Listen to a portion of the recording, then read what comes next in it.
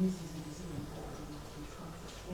bonjour à tout le monde, bienvenue et merci d'être ici. On va commencer maintenant, même s'il manque encore 2-3 personnes, on verra si les retardataires vont bien entre temps. Donc, cette enquête pour faire des hommes qui a été réalisée par l'IRES, en personne de M. Klein, qui va vous présenter les résultats tout à l'heure, elle a été faite spécialement pour pouvoir revisiter nos stratégies d'éducation au développement. Vous m'entendez suffisamment? Je vais peut-être enlever le masque. Ah oui, voilà. Avec un micro, c'est mieux. Donc, cette enquête a été réalisée par l'équipe, Nadège, Joël qui en a une maladie, et moi-même, avec l'aide de l'IRES pour les questions. Ça porte sur nos thématiques, mais aussi bien les thématiques du Sud que les thématiques de l'éducation au développement au Luxembourg. C'est-à-dire le climat, la biodiversité, la sécurité alimentaire, la participation citoyenne, etc. Tous les thèmes qui nous intéressent. On voulait un peu établir un état des connaissances de la population luxembourgeoise par rapport à ces thématiques, mais aussi établir un référentiel. C'est-à-dire que lorsqu'on va mener des actions d'éducation au développement, ce référentiel-là sera utilisé pour évaluer notre action. Par exemple, on a un projet où on va faire du jardinage avec une maison des jeunes.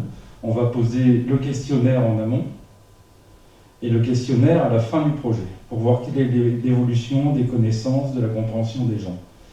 Et donc ça, c'est un outil qui jusqu'ici nous manquait et qui manque beaucoup même au niveau européen, puisque l'ensemble des ministères se sont rencontrés il y a quelques années pour dire on a un gros problème pour évaluer l'impact de nos activités d'éducation au développement.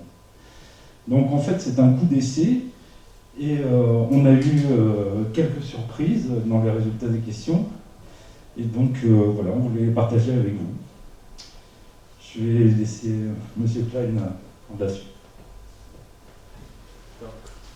Merci beaucoup.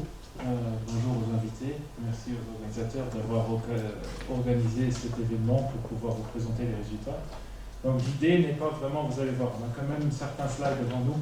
L'idée, c'est pas de vous illustrer chaque chiffre, de commenter chaque chiffre, mais c'est plutôt par slide de vous démontrer, au moins déjà en termes côté NSIRES, ce que nous on déduit des slides, les résultats clés, les conclusions qu'on prend, parfois également des comparaisons avec d'autres études qui ont été réalisées, qui sont publiées, donc des choses qu'on peut combiner, peut-être des questions qu'on peut se poser si les résultats ne sont pas très similaires. Donc, et par après, en fait, aussi de vous laisser la parole si vous avez des questions ou également par rapport aux résultats, mais surtout peut-être aussi aux conclusions qu'on peut en tirer. Donc, on commence par un tout simple slide. Ah, il n'y a pas. Bientôt, on commence. Donc, ils seront prêts? Oui, juste là. Voilà. Donc, on commence par un petit slide juste pour expliquer la méthodologie qui est assez simple. Donc, on s'est adressé à un échantillon représentatif de personnes à partir de 16 ans. On a interrogé un échantillon de 1000 personnes. Pourquoi 1000 personnes? Mais parce que déjà, l'idée est de pouvoir par après également segmenter par profil. Donc par exemple, jeunes versus plus âgés, personnes actives versus non actives, luxembourgeoises versus étrangers. Donc là, afin de pouvoir faire ces segmentations, il vous faut assez de personnes pour chaque profil. Et c'est pourquoi en fait la taille d'échantillon a été choisie. Les résultats ont été, ou les interviews ont été révélées en ligne pendant une semaine en juin 2021. Mais vous allez voir que les résultats, en fait, c'est des évaluations de principe. Donc, de mois en mois, les opinions par rapport au sujet illustré ne vont pas changer.